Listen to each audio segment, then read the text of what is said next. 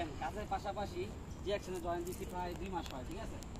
আমি 10-12 বছর কাজ করছি। কাজ করার পরে আমি এরকম একটা এনজয় পাই নাই। প্রায় 2 আমাদের এনজয় করতে সেদিন আমি গেছি টাইম স্কোয়ারে 32 তলায়, এখানে সুইমিং মিল আছে, আমরা গেছি এনজয় করছি, খাওয়া দাওয়া করছি। সেম এরকম আজকে আসছি, আমার বিজনেস বাচ্চারা আইসে বিশ্বাস করে কাজের পাশাপাশি যদি সময় দিই ভালো একটা এনজয় হয়, ইনকামও হয়। শুধু পাটাক ইউজ করলে, ঠিক আছে, নিত্য প্রয়োজনীয়।